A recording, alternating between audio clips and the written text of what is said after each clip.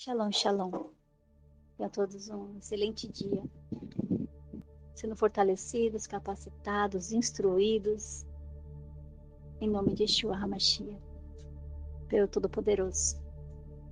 Amém. Shalom, irmãos.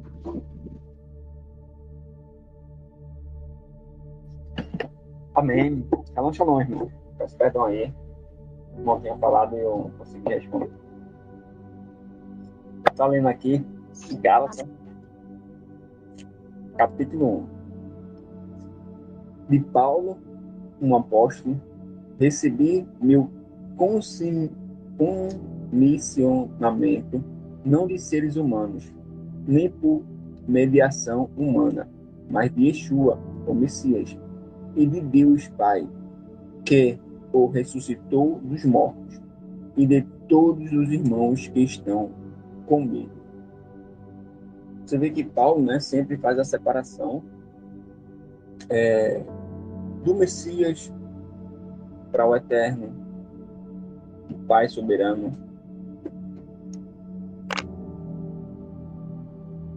A gente vê aqui também que ele diz que ele é um apóstolo, né?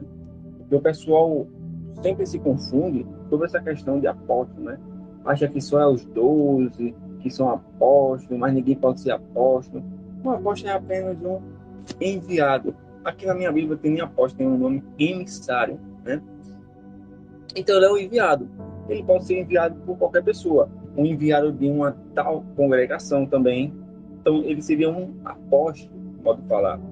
E ele diz: eu sou um apóstolo, que eu não fui enviado por alguém simplesmente humano, mas sim por Yeshua, já com o corpo glorificado. Então tem essa diferença. Agora, claro, os 12 ali, né? Você vê que o Messias diz que eles vão se sentar nos 12 tronos e vão governar com o Messias as 12 tribos de Israel e por aí vai. Mas até falei, né? Mesmo esse os 12, como o pessoal gosta de titular muito, né? Colocar uma idolatria por trás, assim como os judeus fazem com os patriarcas, o pessoal gosta de colocar os 12 em si.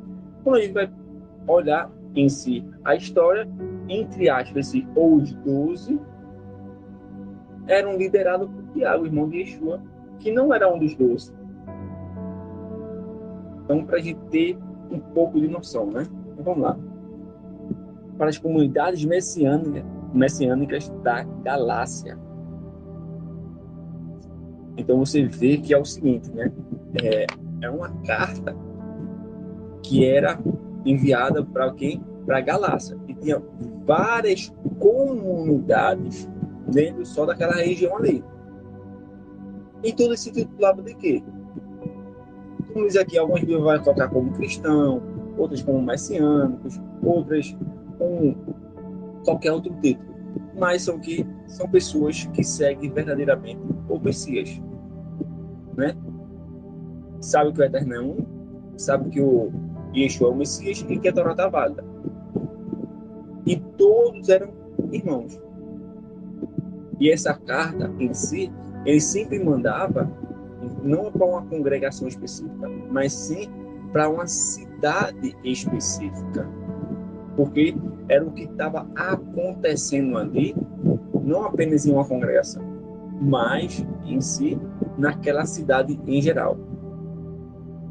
Graça e shalom a vocês, de Deus nosso Pai e do nosso Senhor Yeshua, o Messias, que se entregou a si mesmo por nossos pecados, a fim de nos libertar do presente sistema mundial maligno, em obediência à vontade de Deus, nosso Pai.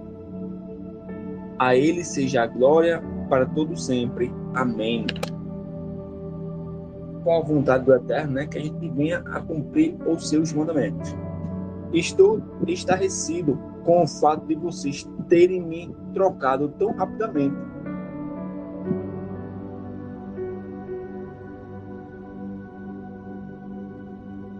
Aquele que os chamou pela graça do Messias, por outras supostas boas novas. Só um momento.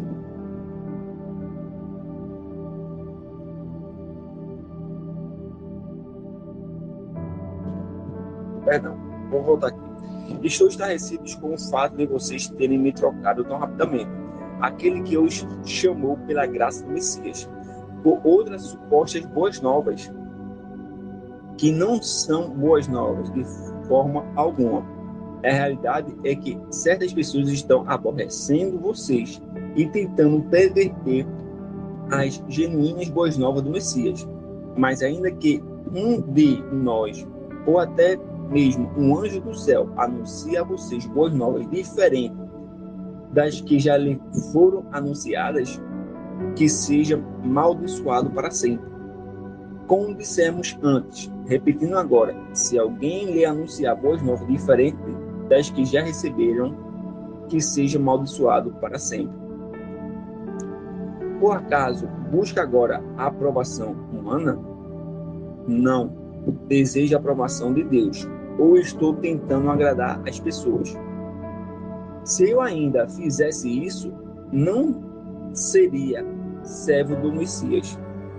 Além disso, irmãos, quero deixar algo bem claro. As boas novas que proclamo não são de origem humana. O interessante aqui, irmãos, que tem uma situação lá de Paulo com Timóteo, que ele está lá com os judeus, né? E acaba Paulo aproveitando aquela situação ali, por eles não querer que Timóteo fizesse isso ou aquilo, e querer que Timóteo se circuncidasse. Aí Timóteo chega, claro que não tem no texto, né? Mas dá para subentender isso, porque o próprio Paulo fala que Timóteo em si, ele sempre deixava a vontade de Deus acima das suas próprias vontades. E aí provavelmente Timóteo chega e fala, essa confusão toda, olha, o que me impede de eu fazer a circuncisão? Paulo falou, poxa, pelo meu conhecimento, nada. Então me circuncisa. É porque esse pessoal até para em si de nos aborrecer. E chega a Paulo e circuncisa em si o próprio Timóteo. Aí o pessoal lê lá o texto e fala, não, é porque Paulo circuncisou Timóteo em si, ali é uma exceção, porque ele estava sendo pressionado, foi por pressão dos judeus, foi para fazer a vontade dos judeus e tal. Veja o que Paulo fala aqui. Por acaso busca agora a aprovação humana? Não. O próprio Pedro também lá em Atos fala da mesma situação. Devemos obedecer quem? A Deus ou aos homens? Primeiramente, a gente sempre vai obedecer a Deus. Então, é isso que o pessoal não consegue compreender. Paulo era contra a circuncisão feita sem emunar. Isso também é falado lá em Romanos 14. Tudo que a gente faz sem emunar, né, sem provir de fidelidade, confiança no eterno, é pecado. Então Paulo era contra isso. Paulo era contra a circuncisão? Não, a gente já viu muito esse texto aqui, lá em Atos capítulo 21, que os judeus que estavam em Jerusalém, que tinham se convertido, né, se convertido não, na verdade, tinha reconhecido Yeshua como o Messias, guardavam a Torá zelosamente, que estavam escutando que Paulo estava ensinando contra o templo, estava ensinando a não circuncidar mais e fugir das tradições dos anciões. E aí o Japa fala, a gente sabe que esses rumores são falsos, mas tu para provar para eles, faz essa situação para provar para todos que tu vive e prega a Torá. E aí a gente vai vendo decorrer do final de Atos, né, sobre essa questão da prisão de Paulo e tudo, a gente vai ver que o pessoal tentava acusar Paulo, julgar Paulo conforme a Torá, e não achavam nada. Por quê? Porque ele era cumpridor da Torá. Fica imaginando Paulo, sente-se lá. Na hora o pessoal ia apontar na hora. Mas esse cara aí é diferente. Esse cara aí tá descumprindo mandamento. E eu puxei logo a atenção. Tem uma apócrifo das matriarcas, que é bem interessante. Não é as matriarcas Sara, Rebeca, Raquel, Léa. Não são essas. São mulheres, né, principalmente, como as escrituras até mostram, né, mulheres de governadores romanos, e tinha escutado por alto o evangelho, uma delas, e ela estava começando a ficar doente porque não estava conseguindo realmente fazer a sua vontade, né, de seguir o Messias. E ela chegou, né, na varanda, e ela se lamentando e dizendo: poxa, quem dera que eu, né, pudesse ver eles, para eles me ensinar cada vez mais. Aí ela vê Paulo passando. Só que ela não reconhece quem é Paulo. Por quê? Porque os judeus em si, eles eram muito parecidos, né? Na questão da aparência, no modo de se vestir. Eles às vezes usavam, claro, a maioria das vezes usava o talita ali, também por conta do sol, tudo, numa caminhada. Aí ela vê Paulo e fala: meu Deus, eu sinto ali a presença de Deus naquele homem ali. Ah, quem me dera se eu pudesse. Aí ela está dizendo as franjas, né? Se eu pudesse tocar nas franjas daquele homem ali, certamente a minha angústia sairia de mim. Por que coisa interessante. Está dizendo Paulo que Paulo usava tzitzit. Então, que a gente, irmãos, tenhamos cuidado no que o pessoal em si venha falar mal dos apóstolos ou mal em si, né, dos mandamentos do Eterno.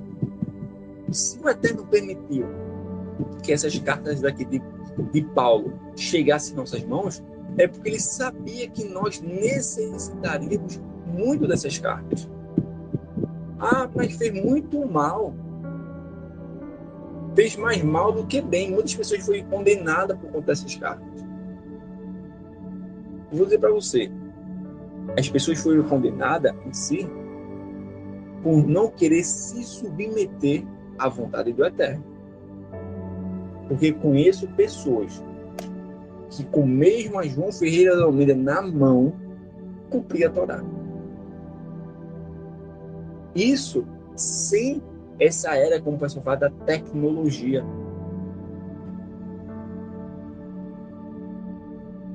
E o Messias ainda diz: tu vai ser julgado conforme o teu entendimento. Mesmo que alguém chegue para tu e pregue errado, assim como Paulo também diz, né, em Romanos, os gentios, quando eles cumprem Torá, sem mesmo ter escutado a Torá, mostra aquela profecia que já está começando a se cumprir em parte na vida deles. A Torá é escrita na mente e no coração. Então, nós em si nascemos, né, dentro de nós com pelo menos uma grande parte dos mandamentos. E quando a gente vem a transgredir esses mandamentos que a gente tem consciência que é errado, aí que fica complicado dentro do Eterno. Mas vamos lá. Além disso, irmãos, quero deixar algo bem claro. As boas novas que proclamo não são de origens humanas. Eu não as recebi de ninguém, nem me foram ensinadas. Elas chegaram a mim como revelação direta de Yeshua, o Messias. Vocês ouviram como foi minha vida anterior no judaísmo tradicional. Como fiz o melhor que pude para perseguir a comunidade messiânica de Deus e destruí-la. E como, pelo fato de ser mais zeloso das tradições ensinadas por meus antepassados, que a maioria dos judeus de minha idade. Prosseguir mais rapidamente que eles no judaísmo tradicional. Então você vê aqui que Paulo em si não era que ele guardava só Torá, né? Assim como acontecia e como acontece hoje no judaísmo tradicional. Naquele tempo e hoje, né? Eles seguiam também muitas tradições ensinadas por seus antepassados. Tinha tradição boa? Tinha muita. Mas também tinha muita tradição que depois da Babilônia começou uma situação, né? Vou dar melhor, deixar um pouco mais lapidado. Depois da situação lá, né, dos gregos, começou a ficar uma situação complicada com essas tradições. O pessoal começou a enxertar, principalmente depois que teve a escola de Shammai e Hillel, várias situações que começaram a trazer uma santificação para o povo, na maneira deles, né? Diferente da que Deus tinha chamado. E aí muitos em si estavam mais presos às tradições do que os próprios mandamentos do Eterno. A gente vê muito isso, né? Gosto muito de citar isso lá em Marcos capítulo 7, o Messias até falando isso, né? Vocês me honram com os seus lábios, mas seus corações estão longe de mim. Vocês trocam os meus preceitos pelas tradições humanas. Vocês anulam os mandamentos do Eterno pelas tradições dos vossos antepassados.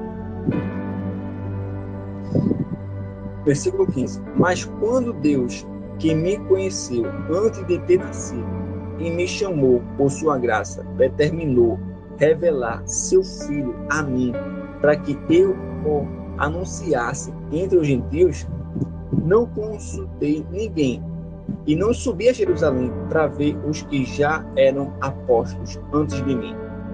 Em vez disso, fui imediatamente à Arábia e mais tarde voltei a Damasco.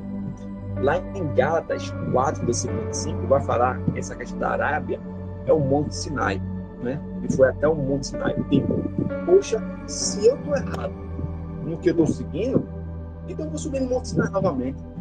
Assim onde Moisés revelou a Torá para o povo, eu vou lá e vou querer que ele me ensine realmente como é que se guarda a Torá, como é que se interpreta a Torá.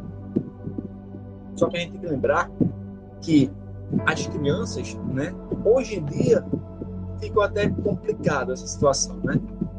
Por conta da contaminação, ficou mais difícil. Mas antigamente, tem até histórias aí, né?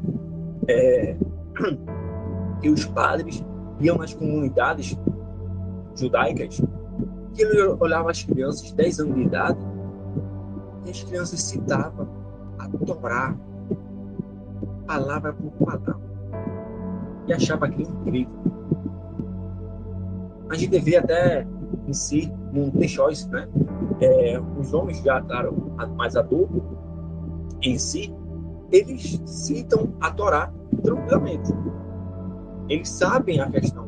Claro, não tem essa questão que às vezes acaba complicando ainda mais a nossa vida. Essa separação de capítulos, versículos e por aí vai. Porque tu vai ter que decorar o capítulo, o versículo, antigamente não. O pessoal chegava assim, como diz o profeta Isaías, tal, tal, tal, tal. Aí o pessoal já sabia que era no profeta Isaías e ia lá buscar se não soubesse. Também se dava um pouco do livro. Outro já era mais ousado, né? Assim como diz as escrituras. Então o cara tinha que saber onde era ou ir lá buscar. Mas sempre, se a pessoa não soubesse onde era, ele perguntava a qualquer pessoa ali na rua, e um homem, claro, né? E o homem ia chegar lá e ia citar. Essa passagem que ele citou, isso está lá no livro X que fala sobre isso, é verdade. Ou se ele citasse alguma mentira, ó, pelo meu entendimento, eu não lembro onde essa passagem, não. Ali ia perguntando para as pessoas, se ninguém soubesse, ele chegava para um rabino ou para um escriba e perguntava, ó, tal passagem existe mesmo? Aí ele ia falar, não existe essa passagem. Então o cara ia ficar mais tranquilo. Então, o Paulo em si, ele não precisou ir com a Bíblia na mão e mandar Yeshua, né? Ó, me interpreta aqui, como é que fica isso aqui? Porque eu não estou sabendo interpretar, não. Ou me cita novamente a Torá, não. Yeshua só ia começar a falar, ó, a interpretação dessa situação é isso, daquele contexto ia estar aqui, e começava a ensinar coisas que Paulo já sabia na maneira literal. Só depois de 3 anos subi a Jerusalém para conhecer Pedro pessoalmente e estive com ele 2 semanas, mas não conheci nenhum dos outros emissários, a não ser Tiago, o irmão do Senhor. Quanto ao que lhe escrevo, declaro diante de Deus que não minto. Então veja que interessante, porque ele foi ver Tiago. Ele não foi mais nenhum apóstolo, ele não foi atrás de João, né? Não foi atrás dos outros apóstolos, ele foi atrás, ele só começou com Pedro e com Tiago. Eu gosto muito trazer Tiago, porque o pessoal se esquece muito dele. E quando a gente vai ver livros, principalmente históricos, né, sobre a questão do primeiro século e por aí vai, mostra que Tiago era o líder da comunidade, né, do primeiro século. Então, todos quando tinham alguma dúvida muito séria e não conseguia trazer resposta, o pessoal chegava lá e fazia, vamos lá em Tiago. Tiago vai trazer uma resposta do Eterno. Era o profeta, entre aspas, né, um exemplo assim, como o pessoal buscava nos tempos antigos o Shabat, o Rosh Chodesh, ou até mesmo com aquela mulher em si, que o Eterno, através de Eliseu, concedeu um filho para ela. Foi a busca de Eliseu, não era Shabat, não era Rosh Chodesh nem nada, e Eliseu chegou lá e atendeu ela. Era Tiago. Tiago era esse homem em si. Então, dá honra para quem merece honra, né? A seguir, fui a Síria e Cilícia. Mas em Judá, as congregações messiânicas nem sabiam como era minha aparência. Apenas ouviram a notícia. Aquele que antes nos perseguia, agora prega as boas novas da fé, que anteriormente procurava destruir. E louvavam a Deus por mim. Então é isso, irmãos. Gálatas, capítulo 1, muito bom, né? Um pequeno relato aqui de Paulo mostrando sobre a situação da vida dele, né? Que a gente tenha cuidado também sobre a questão de um evangelho diferente do que já foi anunciado. Você vai ver Paulo em si só batizava em nome do Messias, né? Aí chega hoje o pessoal que ama Paulo, idolatra Paulo, na vez de pegar essa situação de Paulo, aí não, Paulo não. O nosso Messias é Jesus Cristo. Então Jesus Cristo mandou a gente se batizar na Trindade. Beleza. Então Jesus Cristo diz lá que ele não veio abolir a lei, nem os profetas, nem cumprir os mandamentos. Ele falou, apartai-vos de mim, vós que não pratica a Torá. Ensinou quem ama ele e ama o Pai tem que cumprir os mandamentos, e por aí vai. Não, mas Paulo diz isso aqui, quer dizer que tu interpreta melhor do que Paulo? Peraí, vocês utilizam o Messias só em um versículo isolado para chegar lá e criar uma doutrina totalmente pagã, em um versículo também enxertado, né? Mas quando é para cumprir o mandamento, aí vocês excluem o Messias e agora ficam com Paulo.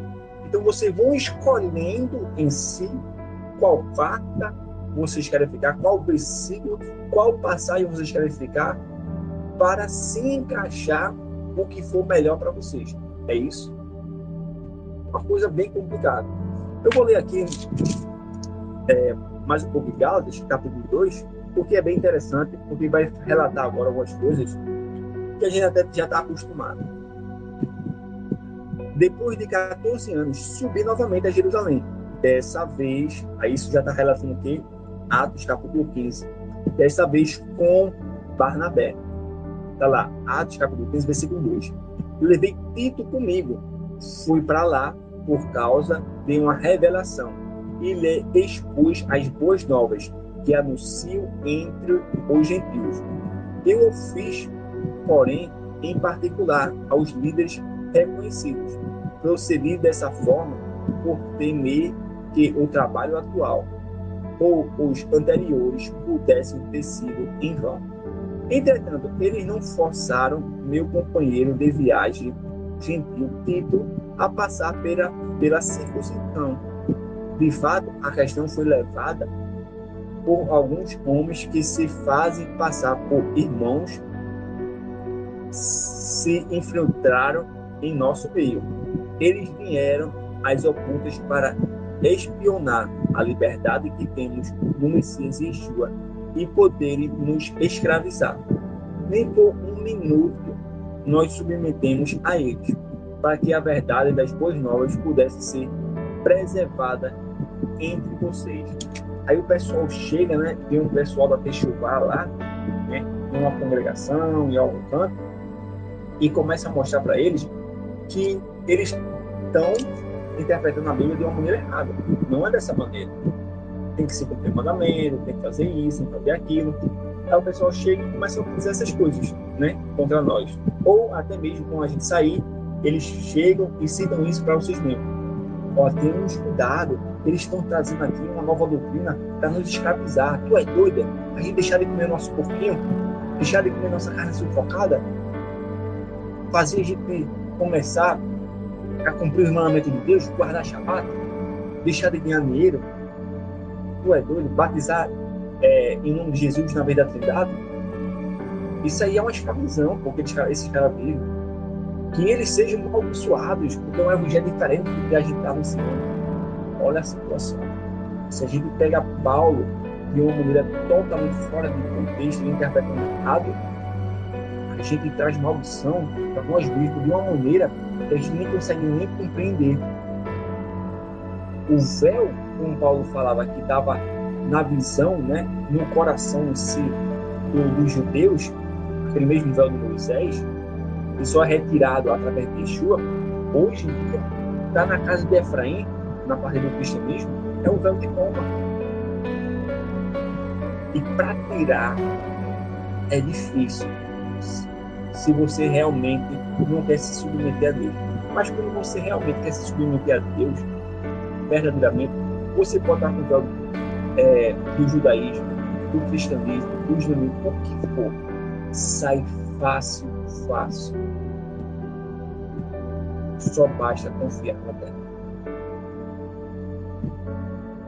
Além do mais, aqueles que eram líderes reconhecidos, o que eram, então, não fez diferença para mim. Deus não julga a aparência exterior. Não me acrescentaram nada. Ao contrário, reconheceram que a mim havia sido confiada as boas novas aos incircuncisos, assim como para Pedro aos circuncisos. Interessante, né? Que o próprio Paulo fala que não acrescentou em nada. É verdade. Só que tem uma diferença, irmãos, né? Tem uma diferença de tu ter o conhecimento é uma coisa, mas tu saber aplicar aquele conhecimento da maneira correta, aí tu mostra a diferença do sábio para o tolo. E muitos de nós somos tolos em muitas das áreas. Por quê? A discussão estava rolando, como tem lá em Atos 15, bem séria sobre a circuncisão, como um primeiro passo. E ninguém sabia como rebater direito a questão da circuncisão. Chega o pessoal, começa a falar relato para cá, relato para lá. Olha, homem cheio do Espírito Santo. Paulo, Pedro, Barnabé, Silas, uma comunidade muito grande. Mas chega Tiago, homem simples, deixou todo mundo falar. Levanta a mão e fala: eu posso falar? Vocês deixam eu falar, por favor? Aí o pessoal, poxa, logo o Tiago, a nossa liderança, fale. E aí Tiago começa a relatar tudo, né? Trazendo um grande resumo do que Pedro e Paulo tinham relatado sobre a questão como eles tinham administrado o reino do céu, tanto para os gentios quanto para os judeus. E aí ele começa a citar 4 tipos de mandamentos. Veja, para Paulo isso aí não era novo, para Pedro também não era novo, o pessoal que estava se reunindo ali não era novo. Mas por que ninguém falou isso? Porque é diferente ter conhecimento e ter sabedoria. A sabedoria é tão extraordinária porque tu não precisa ser inteligente para você saber. Tem pessoas que são extremamente inteligentes, mas são tolas.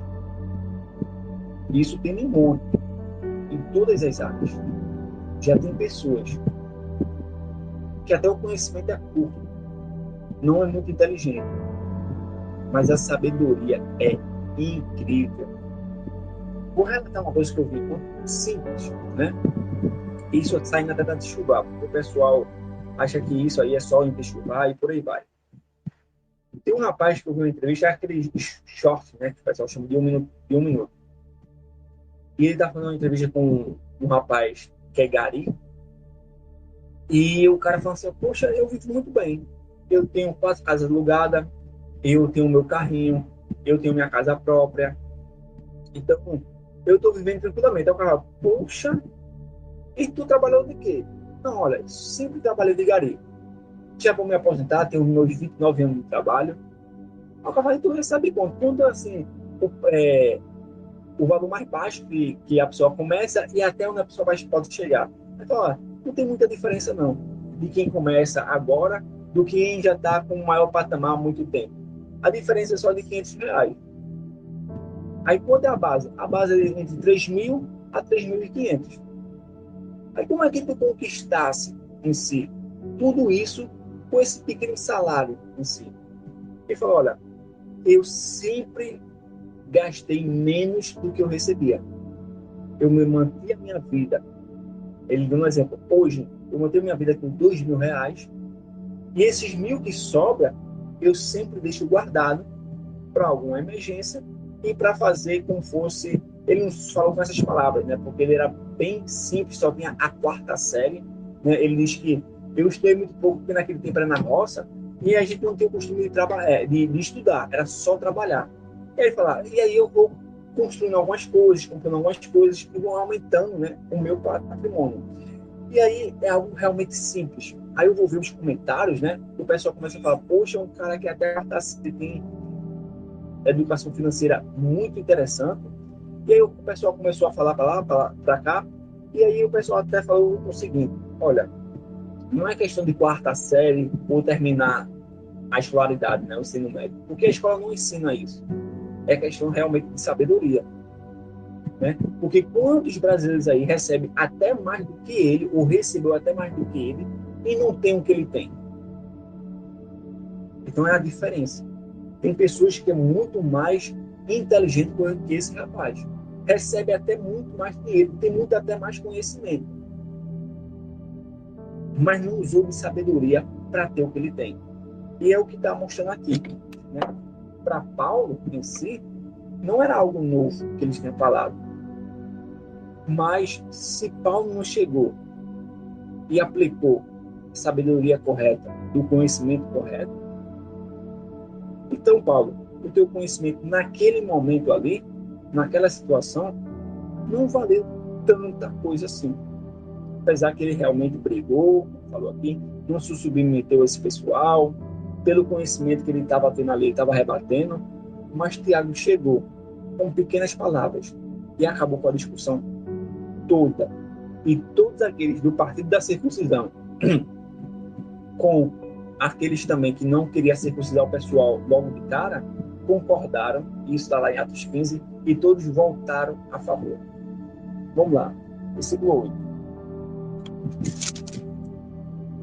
Pois aquele que opera por meio de Pedro, tornando-o emissário aos circuncisos, também atuou por meio intermédio, tornou-me apóstolo, né, emissário aos gentios. Por isso, reconhecendo a graça que me foram concedida Jacó, Pedro e João, tido por coluna da comunidade, olha que coisa interessante, entenderam a mim e a Barnabé a mão direita, estenderam para mim e a Barnabé a mão direita da comunidade, para que pudéssemos nos dirigir aos gentios e ele aos circuncidados. Pediram apenas que nós lembrêssemos dos pobres, o que nunca me poupei de fazer. Aí aquela questão até aí em 1 Coríntios, capítulo 9, que Paulo começa a falar o seguinte, olha, tem que se ajudar, né? Tem que se ajudar com as pessoas que compartilham convosco o alimento espiritual. E vocês têm que compartilhar o alimento físico com essas pessoas. Porque essas pessoas em si estão deixando as suas vidas de lado para trazer benefícios principalmente para vocês. Já vocês, por não ter deixado totalmente a vida de lado, ainda conseguem trabalhar, conseguem trazer sustento. conseguem ser muito menos oprimidas do que eles, ajuda esse pessoal. Então, é algo bem interessante, né? Porque lá em Jerusalém, a situação não estava fácil no primeiro século. Roma estava oprimindo, os zelotes a fim de tomar, né, Jerusalém à força braçal. E aí, quando o povo peca, todo o povo sofre, né? Porque mesmo que tu não peque, mas o povo está pecando, todo mundo vai sofrer junto. E foi o que aconteceu ali com os apóstolos, tudinho. E eles sempre estavam pedindo contribuições para o pessoal que estava na comunidade lá em Jerusalém, que estava passando por necessidades. Versículo 11. Além disso, quando Pedro veio a Antioquia, eu me opus publicamente a ele, porque estava agindo de forma errada. Antes da chegada de certas pessoas da comunidade liderada por Tiago, ele comia com os crentes gentios. No entanto, quando aqueles chegaram, ele se afastou e se separou, porque temia a facção que favorecia a circuncisão dos gentios crentes. Os outros crentes judeus se uniram a ele nessa hipocrisia, de modo que até Barnabé foi levado por essa dissimulação. Quando vi que não estavam andando de acordo com a verdade das boas novas, declarei a Pedro diante de todos: se você é um judeu, vive como um goi e não como judeu, por que está forçando os goim, né? Agora no plural, a viverem como judeus? Como assim viver como judeu? Lá, né, no capítulo 1 que a gente leu, no versículo 14, Paulo fala o seguinte: e como pelo fato de eu ser mais zeloso das tradições ensinadas por meus antepassados, que a maioria dos judeus da minha idade, prossegui mais rapidamente que eles no procedimento do judaísmo tradicional. Então, olha que coisa interessante. O que está falando de ser judeu aqui é a questão das tradições dos antepassados. É a questão da halahá, né? O que é halahá? Né? É o que eles chamam também de Torá oral. Tem coisa boa, muita coisa boa ali. Coisas extraordinárias que a gente ainda hoje está entendendo. Mas tem coisas ali que são bem complicadas, que levam até mesmo à condenação.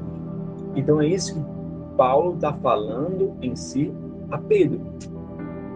Tu quer forçar o pessoal a cumprir a mesma halahá que o nosso próprio povo estava se perdendo?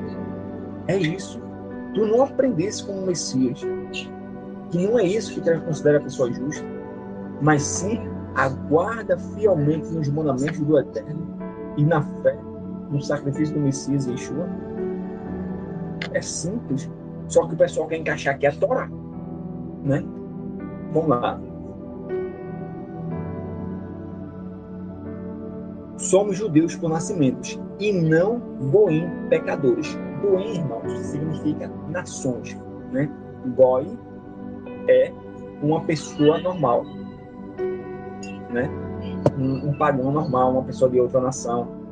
Já goins é como se fosse as nações em si, todos em geral. Mesmo assim, percebemos que a pessoa não é declarada justa por Deus com a base na guarda legalista dos mandamentos da Torá, mas pela fidelidade decorrente da confiança, a fidelidade no Messias Yeshua. Portanto, nós também devemos depositar confiança no Messias Yeshua e nós mantemos fiéis para sermos declarados justos com base na fidelidade decorrente da confiança no Messias e não na obediência legalista dos mandamentos da Torá. Pois, mediante a obediência legalista dos mandamentos da Torá, ninguém será declarado justo à vista do Eterno. Porque, veja, se Paulo está falando isso, aí algumas traduções não traz, algumas Bíblias não trazem uma tradução melhor, como essa judaica que eu estou lendo. Para a Torá crua e nua. Como é que fica agora? Será que Paulo realmente está falando contra a Torá? Será que Paulo está falando contra a Torá mesmo? Porque o mesmo Romano, eu gosto muito de citar isso quando eu vou trazer algum estudo, né? Romanos capítulo 2, versículo 13, veja o que Paulo fala. O mesmo Paulo. Porque não são os meros ouvintes da Torá a quem Deus considera justo. Antes, são os praticantes do que a Torá diz considerado justo à vista de Deus. Então, olha que coisa interessante, né? Então, para eu ser considerado justo à vista de Deus, eu tenho que praticar a Torá. Então, se Paulo está falando isso, será que Paulo estava se contradizendo nesse tempo aqui? Ou existia duas Torás, como o pessoal fala, né? Duas Torot no hebraico. Uma que ele chamava como Torá oral e a outra como a Torá escrita que a gente tem em mão. Então, que a gente consiga separar essa situação. Se, porém, procuramos ser declarados justos por Deus mediante nossa união com o Messias, descobrimos que somos pecadores. Então, será o Messias auxiliar ou cúmplice do pecado? De modo algum. Isso a gente vê lá em Romanos 6, isso a gente vê também, claro, em todas as cartas de Paulo, de Pedro, de Tiago, de João, dizendo, se a pessoa vive constantemente transgredindo, quebrando a lei do Eterno, essa pessoa nem viu, nem tampouco conheceu. Então o Messias em si, ele não é cúmplice do pecado. Se tu tá pecando, é porque tu não conhece o Messias verdadeiramente. Ah, mas eu pequei ali sem querer. Filhinhos, eu recomendo que vocês não peguem. Mas caso você venha a pecar, temos um advogado diante de Deus. O que está falando é pecado em si, que tu continua praticando voluntariamente. Aí é complicado. De fato, se reconstruiu a escravidão legalista que destruiu, realmente me torna um transgressor. Ao deixar a Torá falar por si mesma, morri para interpretações legalistas errôneas, a fim de viver em um relacionamento sincero com Deus. Amém? Isso tem uma marcação minha lá em próprio Gálatas 3,12, que diz: além do mais, o legalismo não se baseia na confiança e na fidelidade, né, na verdadeira emuná, mas no uso equivocado do texto que diz: quem realizar estas coisas obterá vida por meio delas. Então o pessoal trazia a interpretação seguinte: olha, se a gente continuar praticando essas coisas, aumentando, né, trazendo mais fardo para os mandamentos, a gente vai ter vida por meio dela. Não é isso. Pelo contrário.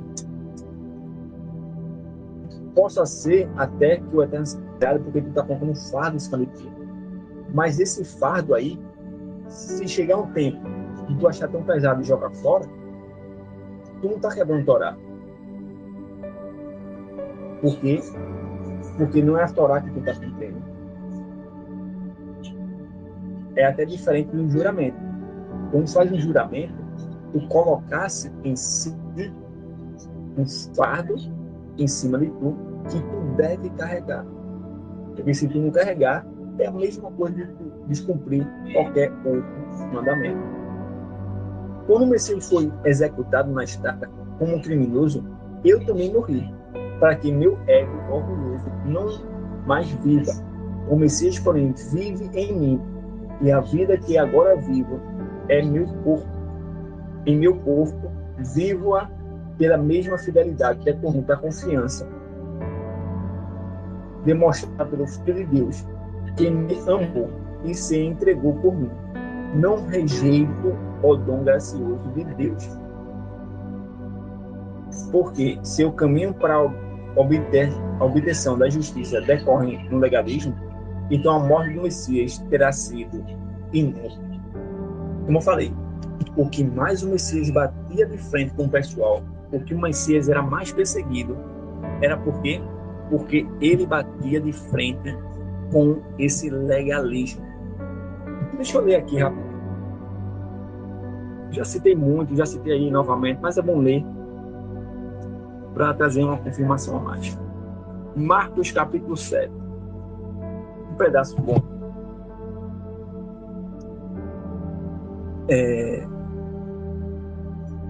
Versículo 6. E Yeshua lhe respondeu, está em hebraico, Isaías estava certo ao profetizar a respeito de vocês.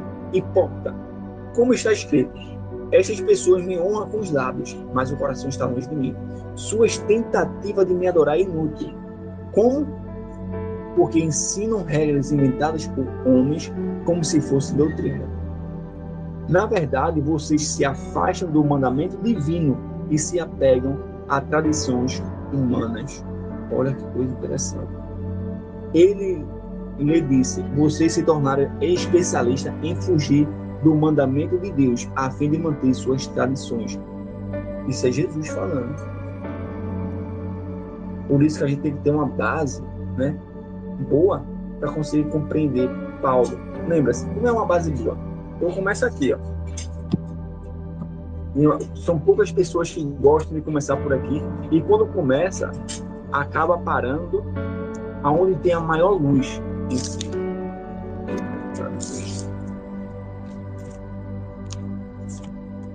Todo mundo tem que começar por aqui, ó. O nome já se diz, né? No princípio Deus criou os céus e a terra. É aqui que começa. É aqui que não tem base. Porque quando o Messias chegar e citar, assim como o profeta Isaías diz, eu já li aquilo, eu sei que é verdade,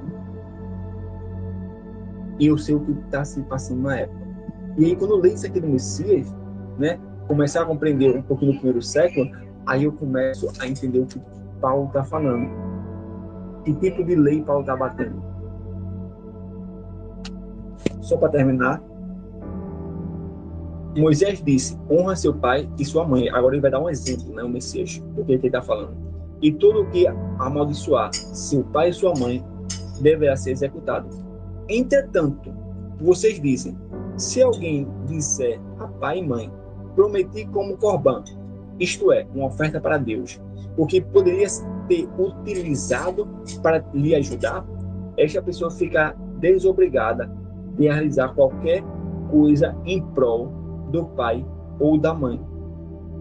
Porque mediante a tradição perpetuada por vocês, anula-se a palavra de Deus e vocês fazem outras coisas semelhantes a estas.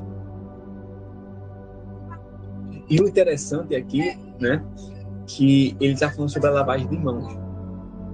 O Messias defende a Torá com toda a sua sabedoria aqui. Aí no final, o pessoal interpreta aqui dizendo o seguinte: não, pode se comer de tudo agora. Pode comer porco, camarão, cavalo, o que tu quiser. O cara está defendendo Torá. E depois tu fala que o mesmo cara que estava defendendo Torá manda descumprir Torá. Não tem sentido. Na cabeça do pessoal, todas as escolhas, sem exceção, são um pouco loucos, porque fica se contradizendo constantemente. Mas não é isso. Porque se você ficar por versículos isolados, tudo fica se contradizendo. Mas quando você pega o contexto em geral, aí a situação é diferente. Então é isso, pessoal. Eu li aí, né, Gálatas 1 e 2, e um pedaço de Marcos 7.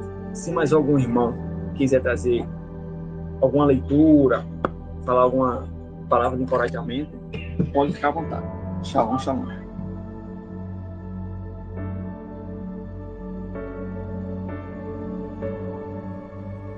Shalom. Vou ler aqui. Retornou Yeshua à beira-mar para ensinar, e a multidão que se juntou ao seu redor era tão numerosa que forçou a entrar dentro do barco, onde assentou-se. Ou seja, ele foi à beira do mar, né, ali, foi até a divisa entre as nações, né? Mar representa nações, e ele chegou até ali onde tinha a divisa. Ele não mergulhou nas nações. Assim como quando ele veio ao mundo, ele teve que ir até o Egito para viver lá, para mostrar que tem como estar no Egito e não se contaminar. Então, isso mostra que Yeshua esteve no nosso meio, mas não viveu como o mundo vive, né? Então ele foi até a beira do mar para ensinar, e a multidão que se juntou ali, né, a ele, foi tão grande que fez ele voltar para o barco, ou seja, ele entrou na arca novamente e ali sentou-se, né? Onde assentou-se.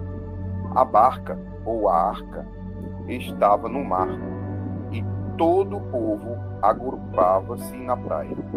E assim, eles lhe transmitiam muitos ensinamentos por parábolas e enfatizava ao ministrar.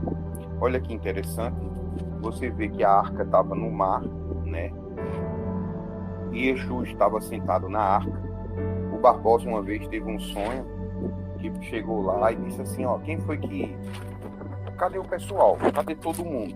Né? Tinha muita gente para chegar. Aí ele disse, olha, se eu não me engano, só quem passou por aqui foi Noé ainda, né? Se eu não me engano, foi algo desse tipo, né?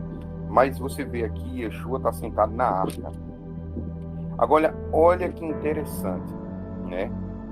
Toda a multidão agrupava-se na praia. Você vai ver uma passagem lá em Apocalipse 12, que o dragão irou-se com a mulher e foi fazer guerra contra o remanescente da mulher, aqueles que guardavam o mandamento de Deus e a fé em Jesus Cristo. Então você veja que no texto, o remanescente da mulher, que é Israel, ou seja, os últimos filhos de Israel, têm duas características. Eles crê que Yahoshua é o Mashiach, né?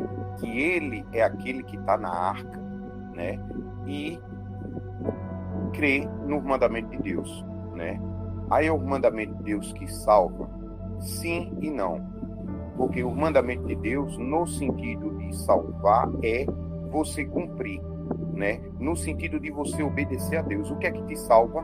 Obedecer a Deus. Você obedecendo a Deus, você está demonstrando que ama Ele. E quem é que salva? O próprio nome de Yahoshua, né? Quem crê no nome de Yahoshua, ou seja, quem crê em Yahoshua. O que é que Yahoshua significa? Deus salva. Então, quem crê que Deus salva, obedece o mandamento. E quem obedece o mandamento tem acesso ao amor e à misericórdia do Todo-Poderoso, né? Então é isso que salva. Quem Yahweh salva, né? E o interessante é que lá, depois que passa essa passagem, tem algumas Bíblias que não tem o versículo 3, mas tem outras que tem o versículo 3. E diz o seguinte, que o dragão pisou, né, sobre a areia da praia. Olha que interessante, né? Você vê Yeshua na arca, na barca, era uma multidão tão grande de pessoas que ele teve que entrar na barca e ir lá, sentou-se e começou a ensinar, né? À margem da praia, né? Ou seja, estava de frente com todo mundo ali. E aí o dragão irou-se e pisou sobre este povo que está na areia da praia, representando cada grão de areia uma pessoa, né? Você vê que o dragão vai pisar, né? Mas aqueles que ouvirem os ensinamentos de Yeshua vão suportar aquilo que há de vir, né? Então você vê Yeshua à beira da praia, dentro da arca, você vê a multidão de pessoas que estão na areia da praia, mas alguns vão ter acesso a essa arca. Não são todos. Do mundo inteiro, muitos serão chamados, mas poucos serão escolhidos. Por quê? Porque o próprio Apocalipse 12 mostra que o verdadeiro remanescente, a verdadeira Israel, não é os judeus, não é os cristãos espiritualmente, agora Israel espiritual, são simplesmente aqueles que obedecem o mandamento de Deus, crendo que Yahweh salva. Apocalipse 12, né? Se é Yahweh que salva, então você obedece o que ele manda, ele vai ter misericórdia de ti, ele vai ter amor por ti, porque tu demonstra amor por ele. E é isso, essa é a grande diferença, né? Todos os outros grãos de areia que estão à beira da praia, ouvindo as palavras de Yeshua, vão ser pisados pelo dragão. Por quê? Porque as obras deles é a do dragão. Quem não obedece os mandamentos não crê que Yahweh salva, né? E quem não crê que Yahweh salva através dos seus mandamentos, que é a promessa que ele fez a Abraão, Isaque e Jacó, de ter misericórdia da descendência de Abraão, Isaque e Jacó, aqueles que obedeceram os mandamentos. Os filhos de Abraão que não obedecem os mandamentos, o Eterno não tem que ter misericórdia. Se ele tiver, amém. Mas ele não tem que ter. A promessa dele é a todos que, mesmo sem saber da promessa, obedece o mandamento, a esse o Eterno vai ter misericórdia. Todo o resto, como está em Apocalipse, o dragão vai pisar, né? Isso é muito interessante, tá? Claro que aqueles que guardam os mandamentos e acreditam que Yahweh salva também vão sofrer, assim como Jeremias, né? Assim como aconteceu antes, vai acontecer de novo. Veja Isaías, né?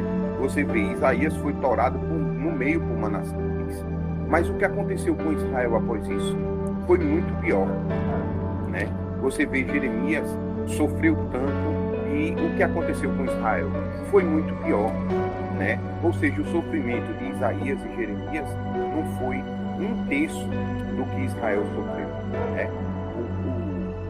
O castigo de Israel é muito maior. Então você veja que vai ter os mártires no final dos tempos, eles vão surgir. Mas o castigo daqueles que dão as costas para a vontade de Deus, beber do cálice da ira de Deus, vai ser muito pior do que aqueles que obedecem e ainda assim vão ser martirizados, né? Uns o Eterno vai ter misericórdia, outros não. Mas o que eu queria trazer aqui é nesse versículo 1 e 2, a imagem de Apocalipse aqui, né? Vamos para o versículo 3 em diante. Escutai, eis que o semeador saiu para semear. Enquanto lançava a semente, parte dela caiu à beira do caminho, e chegaram aves e a devoraram. Outras partes caiu no solo pedregoso, e não havendo terra suficiente, nasceu rapidamente, pois a terra não era profunda. Contudo, ao raiar o sol, as plantas se queimaram e, porque não tinham raiz, secaram. Outra parte ainda caiu entre os espinhos.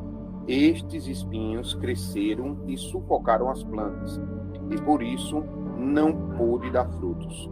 Finalmente, outras partes caíram em terra boa, germinaram, cresceram e floresceram grandes colheitas, de 30, de 60 e até de 100 para 1. E alertou aquele que tem ouvidos, ouça. Olha que interessante. Yeshua está falando para aquela multidão à beira-mar que essa semente é a palavra de Deus, né? Ou seja, os mandamentos. Tem terra que a palavra cai, né? Mas a terra não é boa e as aves vêm e comem a palavra, retira a palavra, né? Tem um exemplo da irmã Miki, que ela estava falando à mãe, né, sobre parar de comer porco, né? E ela começou o Eterno a falar com ela, mostrando que comer porco faz mal. Ela foi, assou um porco, se sentiu mal, enjoada, né? E aí, a palavra que Mickey estava levando estava conseguindo penetrar o coração dela. Mas aí o que aconteceu? Esse exemplo aqui, as aves vieram e comeram a palavra que Mickey deu à mãe, né? Ela foi num padre na igreja e falou com o padre, e o padre debochou de Mickey, mangou e disse a ela: ah não, isso aí é Velho Testamento, tem nada a ver mais não. Pode ficar tranquila né, que isso não tem nada a ver. Isso aí é Velho Testamento. Jesus veio, morreu por você, cumpriu e você não precisa cumprir. Ou seja, o padre está dizendo que Deus mente. Porque em Isaías 66, o Eterno diz assim, né? Aquele que come porco, rato e comidas impuras, eu irei destruir. Antes um pouquinho ele fala o quê? Aqueles que vão atrás dos seus líderes, pastores, sacerdotes, né? Se santificando, se purificando, fazendo jejum, andando no jardim do templo, mas comem porco, rato e comidas abomináveis, eu destruirei no final dos tempos, né? Então você veja, palavra de Yahweh. No final ele ainda assina o Eterno. E a gente sabe que a palavra de Deus dura para todo sempre. Então não vai existir uma geração sobre a face da terra que não vai ter que cumprir o mandamento, né?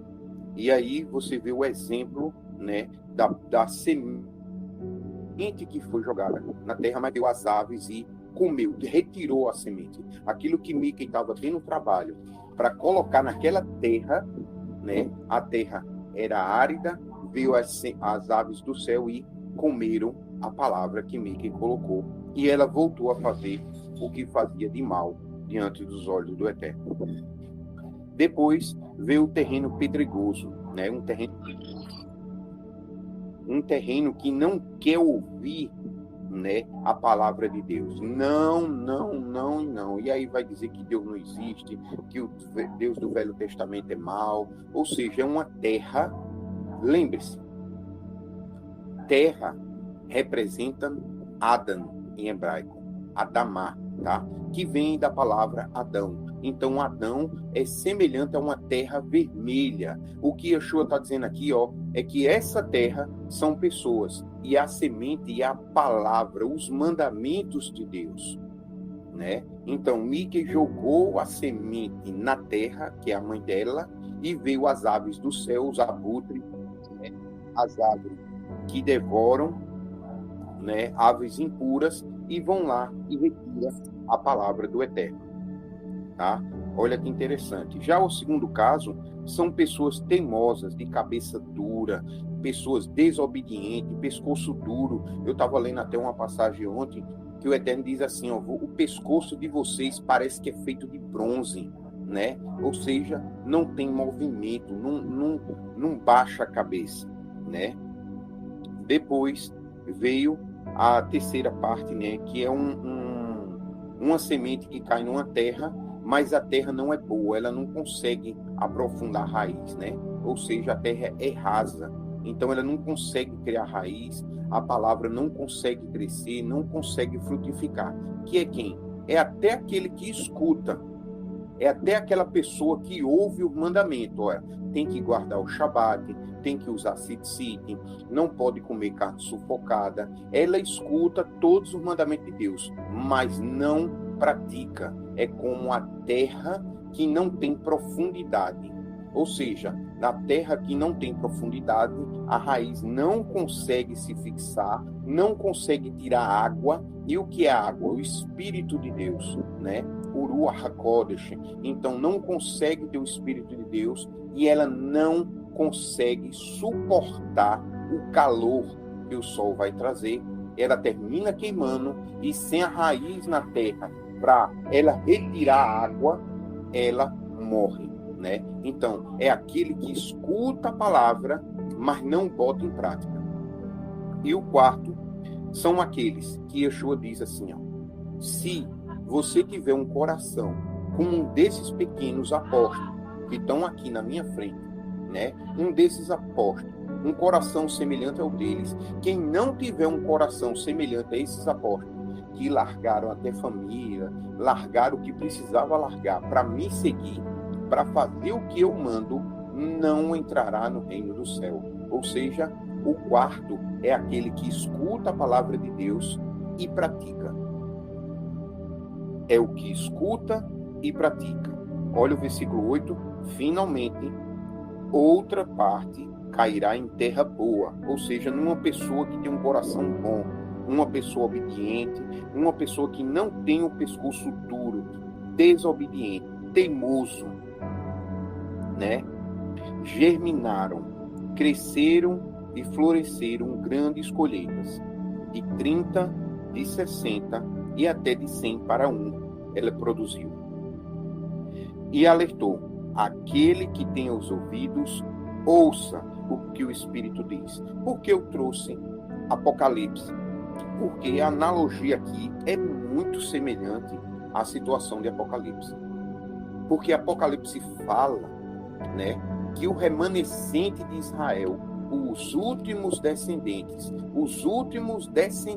de Abraão, Isaque e Jacó, são aqueles que antes eram os que guardavam os mandamentos de Deus. Mas no final dos tempos, é aquele que guarda os mandamentos de Deus e crê que Yahweh o salva. Através de quê? A obediência do mandamento. Ou seja, o versículo 8. Aqueles que escutam, absorvem e praticam. É aquele que não vai ter a marca da besta, né? Na mão direita e na testa. O que é na mão direita e na testa? Não vão pensar e praticar o que a besta faz. Ou seja, são aqueles que pensam e praticam o que Yahweh, que salva, manda, né? E isso é extraordinário na Torá, né? Quantas pessoas você tenta mostrar algo desse tipo e elas não têm espiritualidade para entender o que está se falando? Elas não querem ouvir. São semelhantes a essa terceira, a segunda, na verdade, né? A rocha. Elas escutam, mas não praticam. São semelhantes à terceira, que não tem profundidade na terra. Elas escutam, elas entendem, mas não praticam. A primeira nem escuta para praticar. A segunda, elas escutam, mas não praticam, né? E a primeira é aquela que escuta, mas logo vem um e diz assim: não, fica tranquilo, Jesus cumpriu por ti, vai dar tudo certo, pode fazer o que tu quiser, né? Ou seja, os abutres e as árvores de rapina, né? Hoje, essas árvores estão misturadas com urso, são híbridos, né? É meio urso, meio ave, meio porco, meio tudo que é animal impuro que tem sobre a face da terra. São eles hoje, né? Muito interessante a parábola, tá? Eu trouxe ela por causa disso, né? Na verdade, eu trouxe ela, não, o Eterno fez, porque eu abri aqui em Marcos, né? Assim, aleatório. Ultimamente eu tenho feito isso. Eu nunca gostei de fazer, não, mas eu confio no que o Eterno tem para cada um, né? Versículo 10. Quando se afastaram das multidões, os 12 e alguns dos que os seguiam lhe pediram para elucidar as parábolas. Então lhe revelou: a vós foi concedido o ministério do reino de Deus. Aos de fora, entretanto, tudo é pregado em parábolas. Olha, com o propósito de que, mesmo que vejam, não percebam, ainda que ouçam, não compreenderão.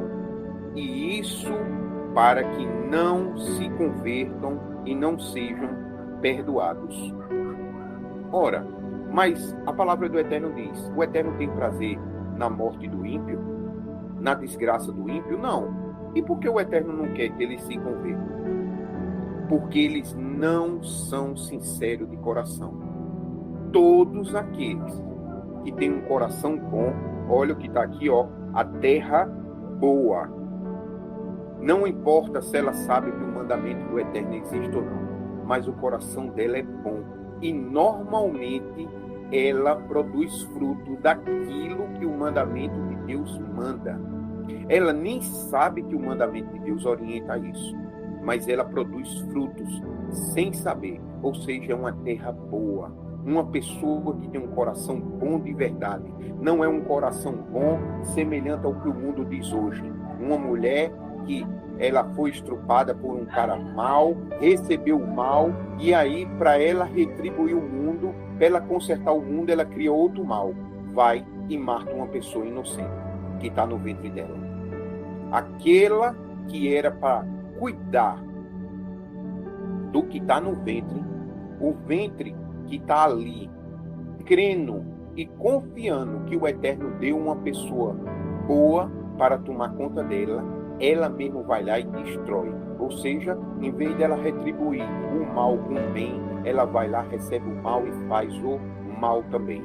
E essas pessoas saem do hospital depois de um aborto e são consideradas cidadãs de bem. Por quê? Porque um juiz concedeu ela fazer o aborto. O médico fez o aborto, a enfermeira ajudou, o anestesista. Ou seja, um monte de gente é chamado de cidadão de bem, mas pratica o que é mal diante dos olhos do Eterno, na cara dura, fazendo adoração a Moloque, como sempre fez a história da humanidade, né? Então é isso. Essas pessoas que têm um coração mau, as histórias de Yeshua vêm em parábolas. Por quê? Para que elas não compreendam e não sejam perdoadas, porque o coração delas é mau. Algo pode acontecer que o Eterno colocar na vida delas, algo que elas se arrependam, pode, mas enquanto elas não estiverem dispostas a entender que o Eterno é bom, que tudo aquilo que Ele manda é para o nosso bem, elas não obterão condição para usufruir da misericórdia e do perdão de Yahweh de Sebaot, que veio através de Yeshua e da Torá, né? E isso é muito interessante, né? Essas pessoas que têm um coração mau, ou melhor dizendo, um coração bom aos próprios olhos dela, porque o nosso coração é enganoso, né? Elas têm um coração bom aos próprios olhos dela, e não aos olhos daquele que salva. Essas é para não se converterem e não serem perdoadas. Por isso que vem as parábolas de Yeshua, né? Glorificado seja o Deus de Israel, porque a gente tem lido e a gente tem conseguido entender as maravilhas que Yahweh traz nas nossas vidas, né? Então Yeshua os questionou: se não compreende as parábolas, como podereis entender todas as outras? O semeador semeia a palavra. Algumas pessoas são como sementes à beira do caminho, onde a palavra foi semeada. Na verdade, é a terra à beira do caminho, né? Mas sim que a ouvem.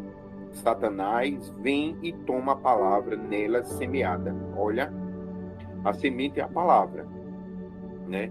Eu acho que a minha Bíblia está com um erro de tradução aqui, né? Mas trocar a palavra semente por terra aí fica difícil, né? Mas você vê que quem é que vem e tira a semente? Satanás, ou aqueles enviados por Satanás, que tem o espírito do maligno, né? 16. Assim também ocorre com quem foi semeada em solo pedregoso. São pessoas que, ao ouvirem a palavra, logo a recebem com alegria. Entretanto, visto que não têm raízes em si mesmas, são de pouca perseverança. Ao seguir alguma tribulação ou perseguição por causa da palavra, rapidamente sucumbem. Tem um irmão, né, que a gente tentou falar a palavra a ele, né? Ele veio com alegria, escutou, todo mundo ficou feliz, ele ouviu a palavra, ele sabe que a palavra é o caminho, a Torá é o caminho, mas ele sabe e não pratica, né? Aí teve uma questão que até a Grace chegou e disse assim: mas você tirou a barba? Aí disse: meu tio disse que se eu tivesse com a barba eu não ia arrumar uma esposa. A questão é, que tipo de esposa ele vai arrumar? Uma mulher, né, que quer um homem sendo servo do Eterno sem barba, né? Ou provavelmente um egípcio ou uma egípcia, né? E aí vem muitos problemas dentro de casa por causa dessa doutrina, né? Então, um homem que usa barba, ele já seleciona entre milhares de mulheres uma que serve a Deus, que vai aceitar ele com barba. Vai ter mulheres do mundo que aceitam o homem com barba? Vai. Mas a quantidade é muito menor. A probabilidade de você errar é muito menor do que ela te aceitar você sem a barba, tá? É muito menor, muito. Não tem nem comparação, tá? É só exemplificando, né, o que está se falando aqui. 17. Entretanto, visto que não tem raízes... o 17 eu li, o 18. Outras ainda, como a semente lançada entre os espinhos, escutam a palavra. Porém, quando chega às preocupações da vida diária, ou seja, os boletos, né, a conta de luz, a sedução da riqueza, olha, ligado diretamente a mamon, né, o dinheiro, e todas as demais ambições agridem e sufocam a palavra, tornando-se infrutífera. Todavia, outras pessoas são como as que foram semeadas em terra boa. Estas ouvem a palavra, acolhem-na e oferecem farta colheita, de 30, de 60 até 100 para um, né? Ou seja, uma pessoa vai conseguir produzir muitos frutos. Aqui tem dois sentidos do fruto, né? Pode ser mandamentos, né? E obras na vida, e também pessoas, né? Agora você vê Yeshua, aquele que não estava guardando quase que mandamento nenhum, começa a produzir 30 mandamentos. Olha que interessante. Outros vão conseguir 60 e outros vão conseguir 100. Mas cadê os de 316 aqui? 314, 315? Cadê todos os mandamentos aqui? Então você vê que Yeshua está falando que tem pessoas que vão se esforçar ao máximo. Uns vão chegar a 30 e ainda assim o Eterno vai aprovar ela. Outros vão chegar a 100 e o Eterno vai aprovar ela. Muitos não chegarão aos 316, 300 e quanto? Eu esqueci. 315, né? 314, eu acho. Eu não sei, eu esqueci agora quantos mandamentos são. Faz tanto tempo que eu não falo disso, mas tudo bem. Então, muitos não vão conseguir chegar nos 300 e alguma coisa, né? Mas tem uma coisa que Yeshua fala aqui, olha que interessante. Vamos lá que a gente vê 613, pelo amor de Deus, 613. Então você veja, olha que interessante. As mulheres têm mandamento muito menos do que os homens, né? As crianças e os jovens têm mandamentos muito menos do que as mulheres e do que os homens.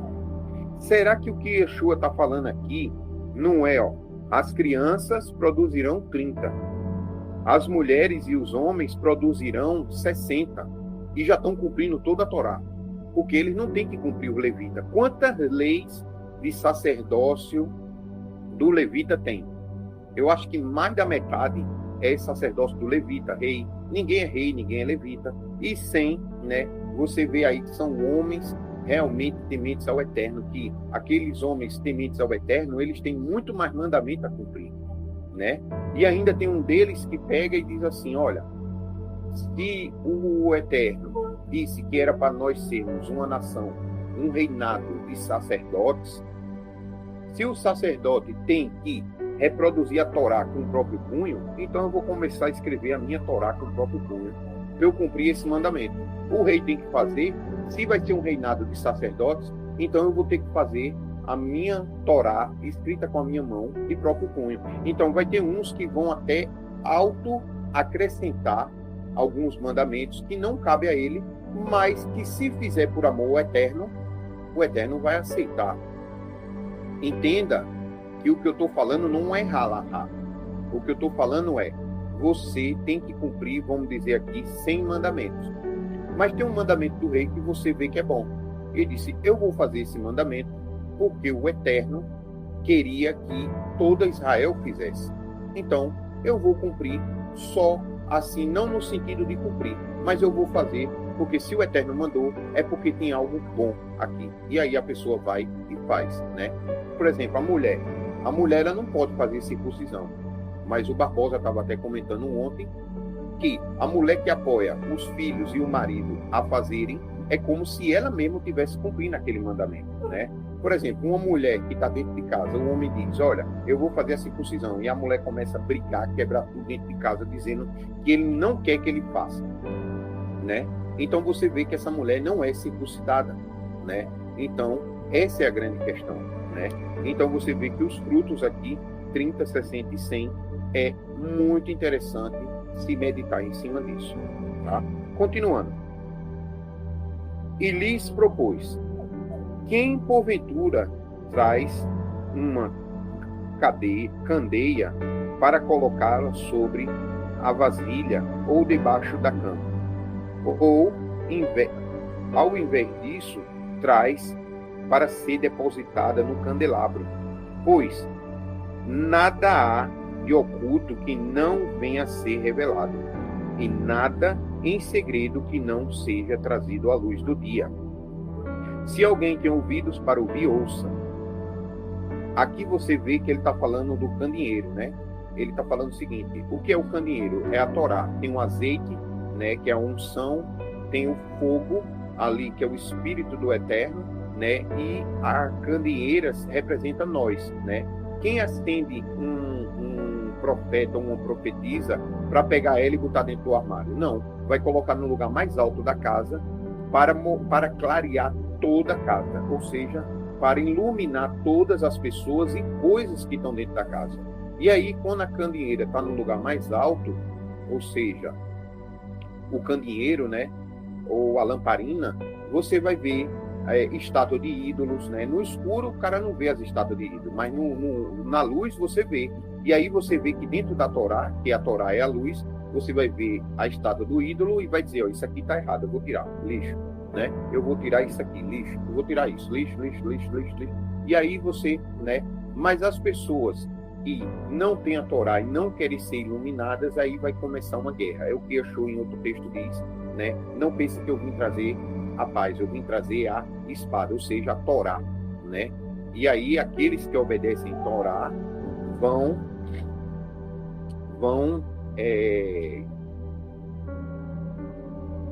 ter shalom. Mas quem não obedece a Torá, né, vai ter, né, agonia e ranger de dentes, tá?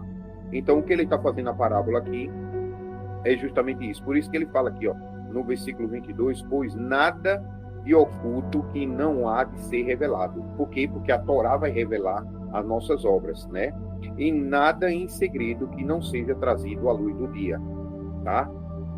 Quem tem ouvidos, ouça o que diz, né, a parábola. 24.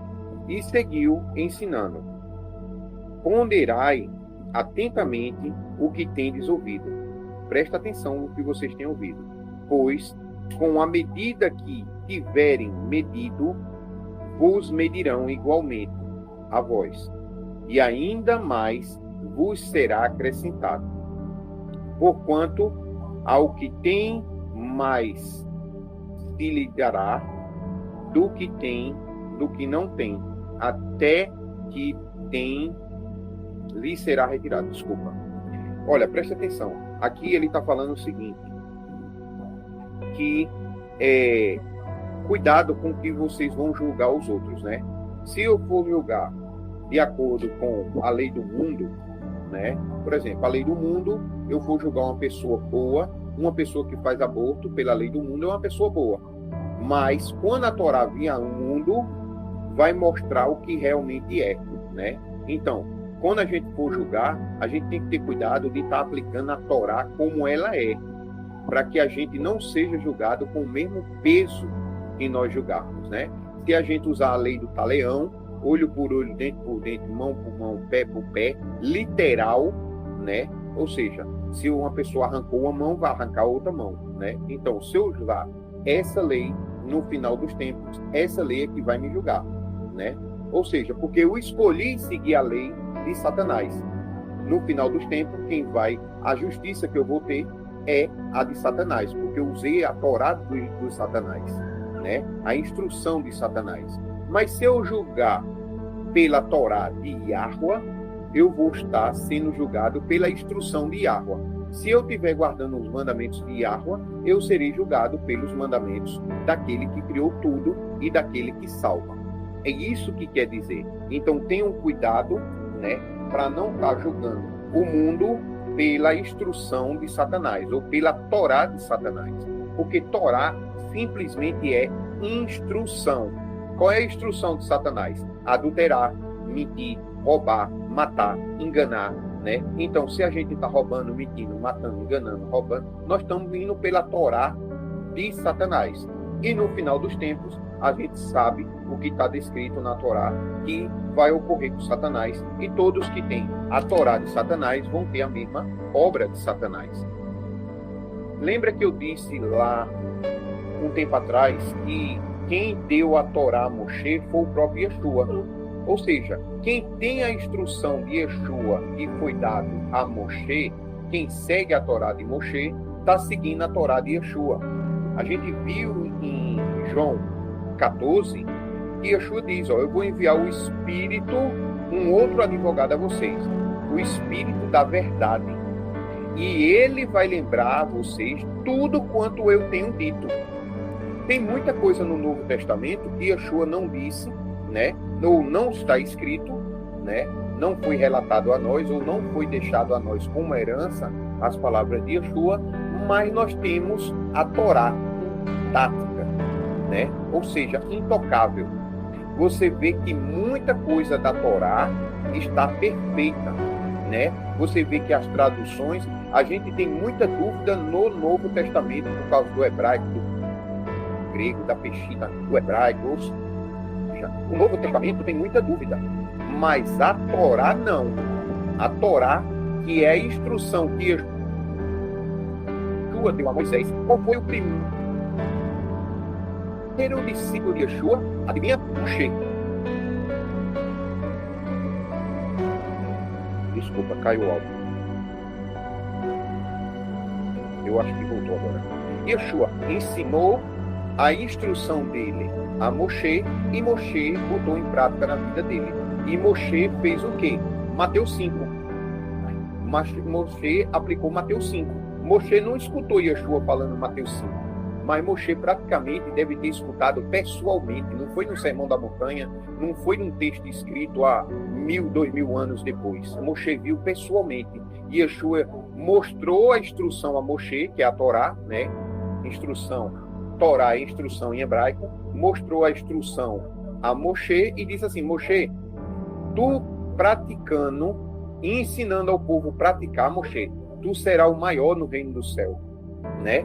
E aí veio Yeshua depois, no Sermão da Montanha, e disse: aquele que praticar e ensinar o irmão a praticar o menor dos mandamentos será o maior no reino do céu, né? E isso é extraordinário. Então, como eu estava falando, eu estou fazendo uma analogia aqui semelhante ao que os judeus viram, os judeus e Barrabás lá, né? Yeshua Barrabá e Yeshua ben Davi, né? Então você veja que o povo estava diante da instrução do verdadeiro Messias e diante da instrução do falso Messias.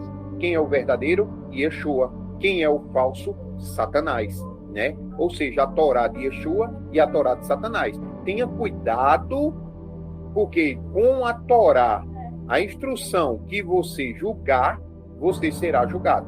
Se você for pela de Yeshua, você terá a aprovação de Yahua, porque os mandamentos de Yahua que estão em Yeshua é o mesmo que estará em nós. Mas, se você for pela instrução de Satanás ou a Torá de Satanás, você estará sendo julgado por conta própria, porque o Eterno não aprova Satanás, aprova o Mashiach Yeshua, né? É muito interessante, tá? Então, é isso que está dito aqui no versículo 24. Tenham cuidado com qual lei vocês estão julgando, as vossas próprias vidas e as vidas dos que estão ao redor de vocês. Porque se você julgar com um peso, o mesmo peso será na tua vida. Aí tem um peso que vai trazer destruição e tem outro peso que traz shalom, né? Então, qual peso tu quer? A destruição e a guerra ou a shalom e a paz, né? O descanso. Você escolhe, né, o caminho que você quer andar. Porquanto... 2 minutinhos, rapidinho. Diga, senhor.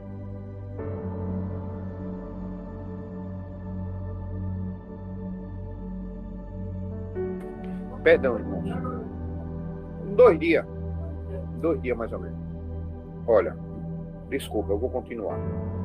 Versículo 25. Porquanto ao que tem mais se lhe dará do que tem menos, até o que tem será retirado.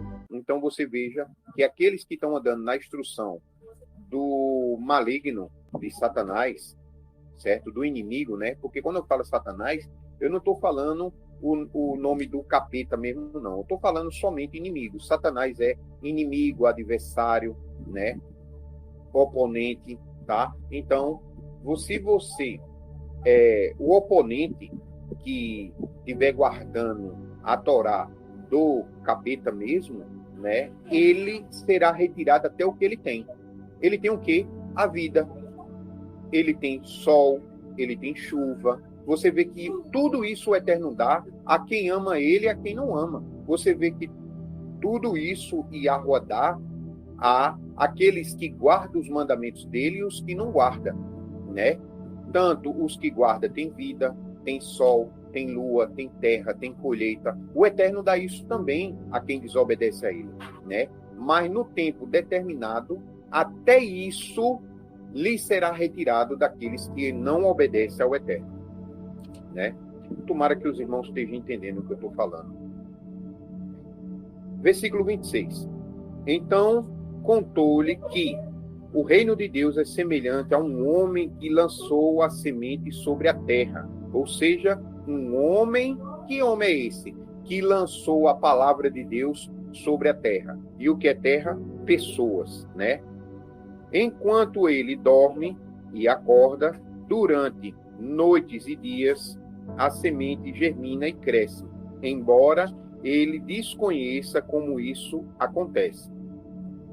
A terra por si mesma produz o fruto. Primeiro surge a planta, depois a espiga e mais tarde, né, os grãos, que enchem a espiga. Assim que as espigas amadurecem, o homem imediatamente passa-lhe a foice, pois é chegado o tempo da colheita, né? Ou seja, uns vão lá, pregam a palavra e não conseguem ver, né, aquilo que foi pregado. Não conseguem dar daquilo que foi pregado.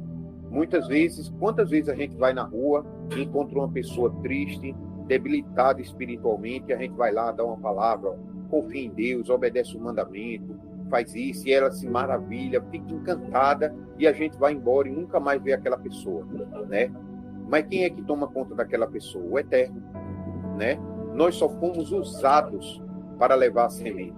Quem vai fazer a semente germinar, quem vai dar sonhos àquela pessoa, confirmando-se o que a gente falou. Quantas vezes a gente falou uma palavra a uma pessoa e ela chegou para Deus e disse: meu Deus, é assim mesmo? Será que fulano está certo? Será que é isso?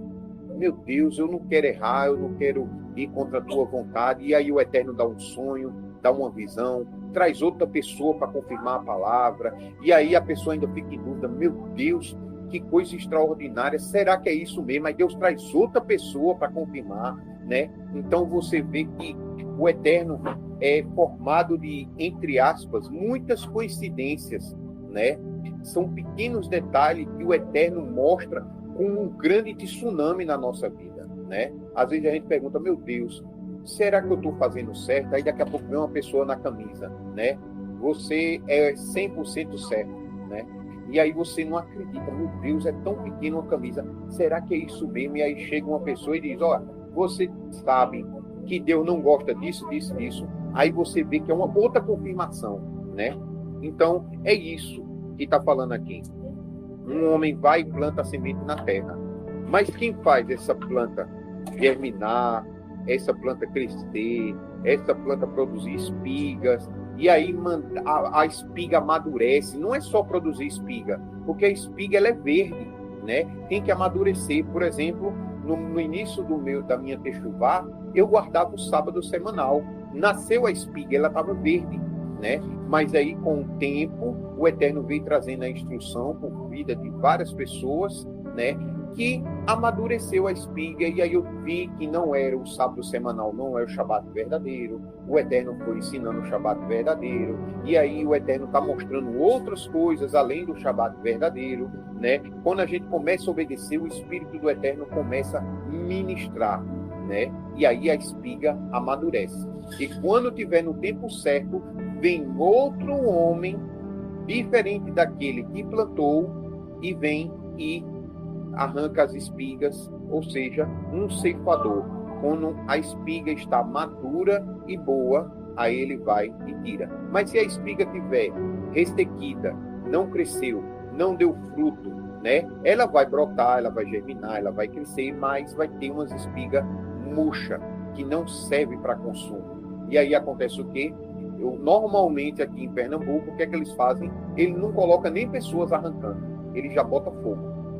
Bota fogo porque o fogo consome tudo, né? E fica o resto na terra, e dependendo da terra, é até produtivo, né? Até produtivo, né? Dependendo do que a terra está faltando, o próprio fogo ali alimenta a terra novamente. E aí chega e planta de novo na terra e começa todo o processo. Ou seja, o que Yeshua está falando aqui do versículo 26 ao 29 é como esse processo funciona, e muitas vezes a pessoa não sabe nem como ocorreu, mas o Eterno sabe de cada detalhe do que aconteceu, né? Continuando, versículo 30. E contou-lhe mais: como é que comparamos o reino de Deus? Que parábolas buscaremos para representá-lo? É como um grão de mostarda, que é a menor das sementes que se planta na terra.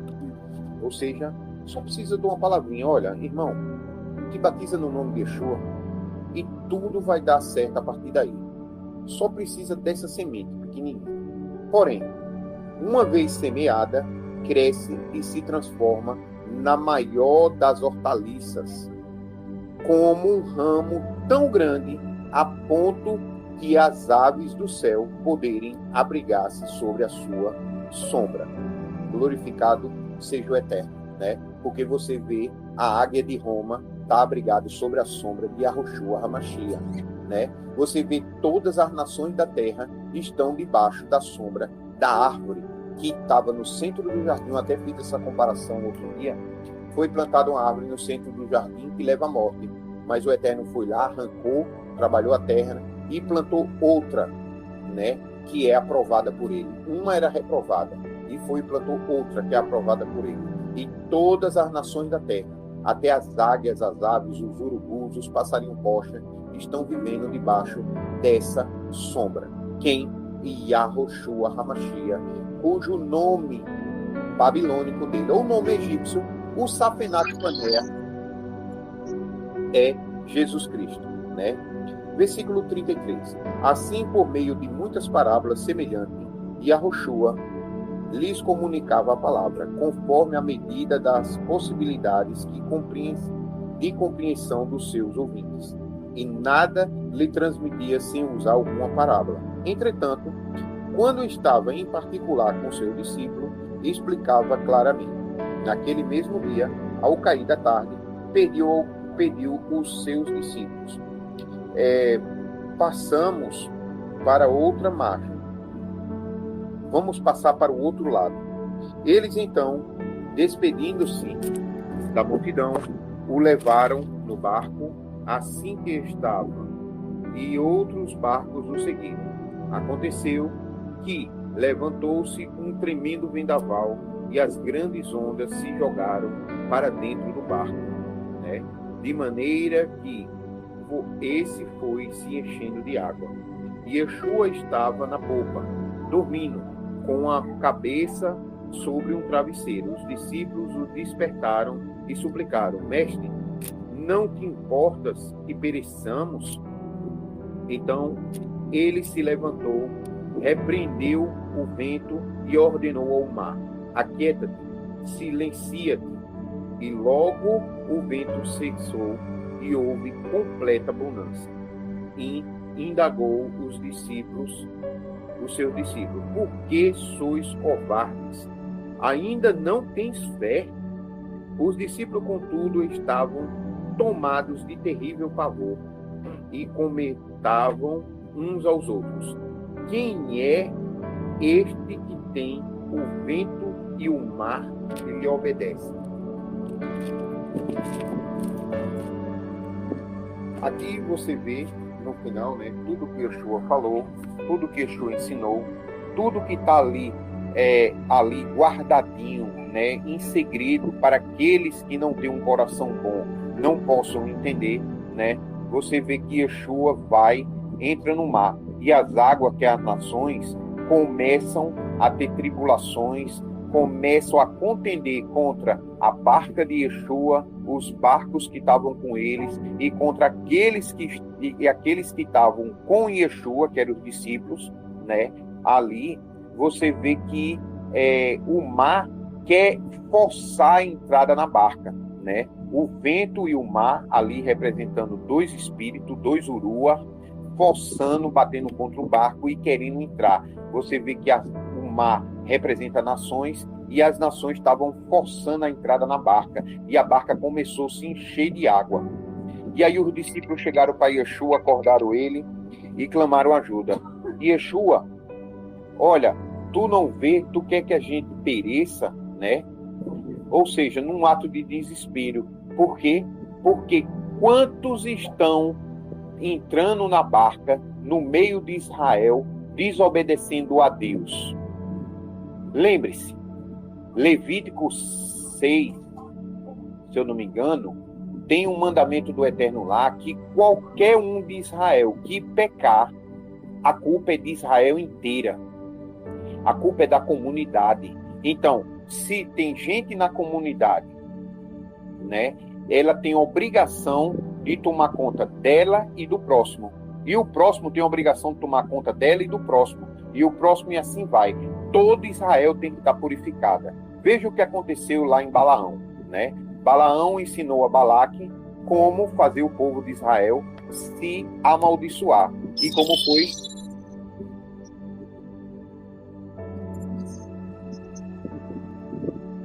Comidas contaminadas por ídolos e imoralidade sexual, né? Então você veja que por causa do pecado de alguns soldados que estavam à frente, ele nem estava dentro de Israel mesmo. Eles eram os batedores, estavam mais à frente.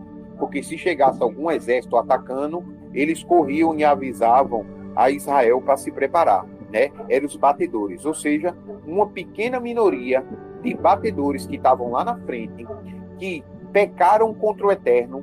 Toda Israel morreu. Se eu não me engano, foram 20 mil que morreram naquele dia, com uma peste, uma doença, ou uma lepra, né? Uma lepra que é uma doença espiritual que leva muitos à morte, né? Tem lepra hoje que é câncer, tem lepra que é vários tipos de lepra hoje espiritual.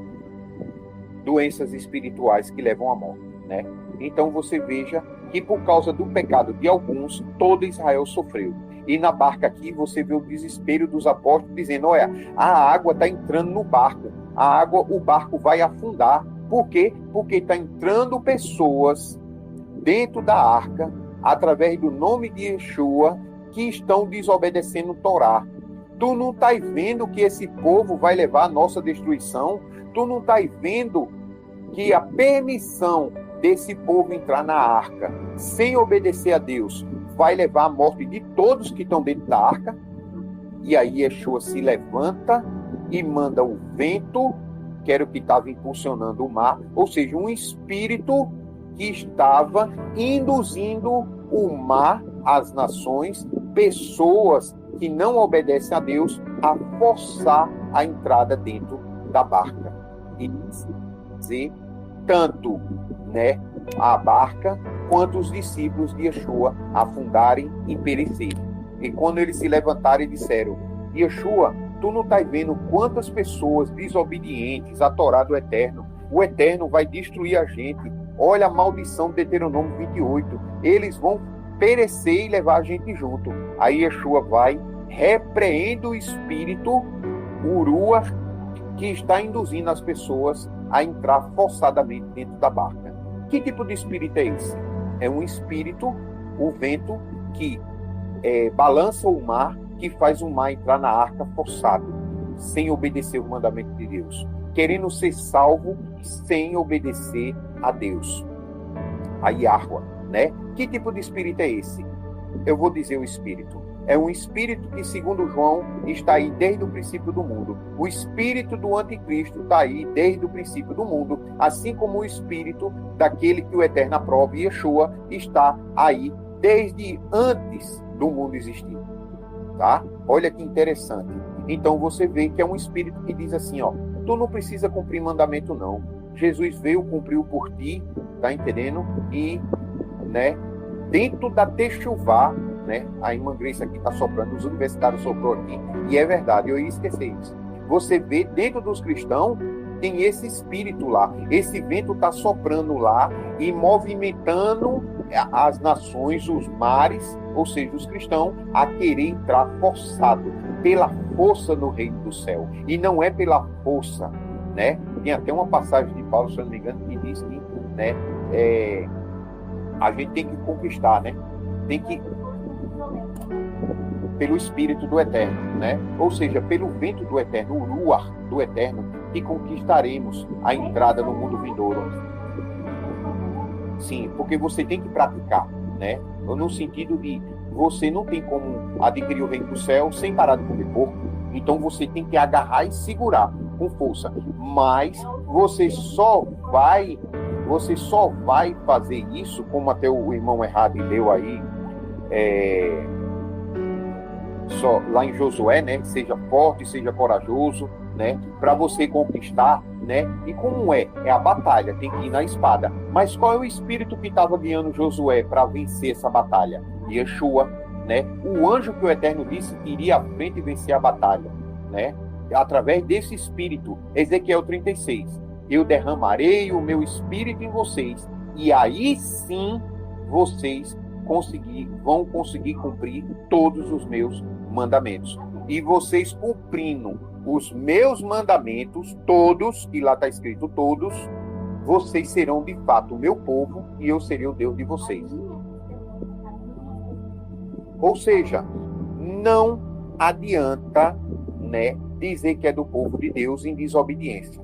Ah, mas tu não consegue cumprir todos os mandamentos. Eu já expliquei várias vezes aqui. Uns vão conseguir cumprir 30, outros 60 e outros 100. Mas esses 30, 60 e 100 não fica desestimulando ninguém a não cumprir mandamento. Tem um espírito, tem um Ruach que está desestimulando o de 30 virar 100. Tem um espírito, um vento que está desestimulando o que tem 30 mandamentos virar 60. O que tem 60 virar 100. Diz, ó, tu não precisa não. Vai ter mandamento maior que te leva para o inferno. Pode deixar um mandamento pequeno para lá que o Eterno não liga não. Que tipo de espírito é esse que está forçando as águas entrar na barca à força? E aí, né, você vê um espírito de orgulho, de desobediência, de pescoço duro, de rocha, pedras, pescoço duro, ou seja, é o espírito do maligno que está incitando as nações, ou seja, as águas, a entrarem na barca forçosamente, pesando na barca, pesando com o quê? Com o pecado. E isso vai fazer aqueles que estão obedecendo e os que estão pecando perecer todos juntos. E aí eles gritam para Yeshua, Yeshua, por favor, ajuda-nos que nós vamos perecer. Só que se você for ver um pouquinho, você vê a parábola, Yeshua diz que o reino de Deus é como um grão de mostarda, né? Em outra passagem ele usa a mesma expressão, um grão de mostarda. Se vocês tiverem um grão de fé de mostarda, vocês dirão a montanha, te levanta e cai no mar. E se tu tiver um grão de mostarda, tu dentro da barca, tu vai dizer, ó, vento, pare, mar, cessem, cale-se. Olha que ele fala, cale-se. Ou seja, então o vento está dizendo alguma coisa que está incitando as nações a querer entrar na barca da salvação à força, né? E eles gritam por Yeshua, e Yeshua chega lá em Mateus 24, Yeshua diz o quê? Eu vou separar os bodes das ovelhas, né? Quando os discípulos gritam, dizendo que eles vão perecer, Yeshua manda o vento calar-se, o mar parar, né? Ou seja, a liderança que está com esse espírito sendo influenciado, cala a boca, vocês se aquietem, né? E aí as pessoas se aquietam, e depois ele faz o quê? Né? Separa o bode das ovelhas que está dentro da barca, né? Veja, o pescador, quando ele pesca e puxa todos os peixes na rede para dentro do barco. Quando chega dentro do barco, o que é que o israelita faz? Ele pega os peixes de couro, vai jogando dentro do mar de novo e fica só com desescama.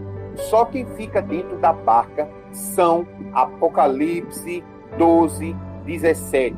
Aqueles que obedecem o mandamento de Deus e dá o testemunho de quem salva é Yahweh, através de quem? Dos mandamentos dele. O mandamento que eu estou dando a vocês, Israel, para serem separados para mim. Isso vocês é um sinal de que vocês são meus, né? E Yeshua dentro da barca tem água e tem discípulo. O que é que Yeshua faz? Começa a separar as águas do mar que não obedecem o mandamento dos discípulos, né? Isso é interessante. Olha que capítulo extraordinário, né? Eu poderia falar o dia todinho aqui. Tem coisa que eu esqueci que eu posso juntar mais, né? Mas você vê que quando Yeshua acorda, ele diz, ó, a fé de Yeshua diz o quê? Se ele tiver um grão de mostarda. Imagina o tamanho da fé de Yeshua. Dizer assim, ó, vento, cala a boca, né? Edir Macedo, cale-se, né? Eu posso dar vários nomes de liderança aí para se calar. E quando mandar se calar, o que é que as nações vai fazer? Eita, mandou Edir Macedo calar-se. E agora? Aí todo mundo fica quietinho. Ele vai, chega e diz assim, ó, aquietem-se. E fica todo mundo quietinho, né? E aí ele começa a separar as águas do discípulo, tirando de dentro da barca, né? E isso vai dar exemplo às outras pessoas que estavam sendo enganadas por Edir Macedo, certo? E elas vão tomar o exemplo e vão se corrigir, né? Ou seja, tem tribulações que vêm aí, ela está chegando, a escuridão está perto, que é para separar o bode das ovelhas, entendeu? E esse é o momento que vocês tanto esperam para multiplicar frutos de 1 para 30, de 1 para 60, de 1 para 100, de 1 para 1000, de 1 para 60 mil, como no sonho de Carol, a pessoa lá, o anjo disse que a gente tinha um salão separado para a nossa congregação com 60 mil pessoas. Aqui tem, nesse momento, 5, 6, 7, né? 8 comigo. Tem 8 pessoas aqui, nesse momento, ouvindo isso, né? Então você veja que para 60 mil tem muita vaga. Quantos vão querer estar, né? Essa é a grande questão. Não a vaga de Arlindo, de Rafael Barbosa, da Beit Aleftado, mas a barca que, quando Yeshua aí na parábola, no texto aí, ele saiu com os discípulos, teve várias barcas que foram atrás. E esta barca tem 60 mil vagas. Quantos vão querer estar nela, né?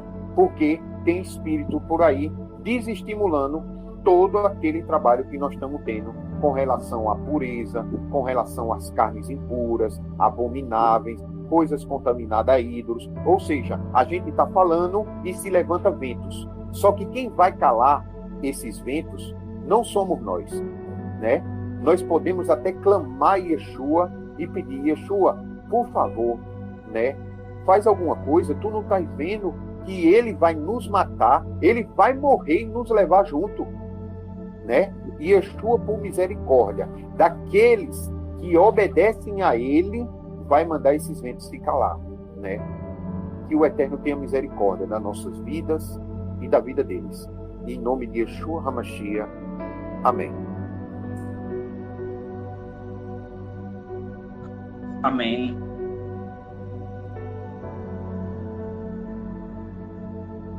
Amém. Amém.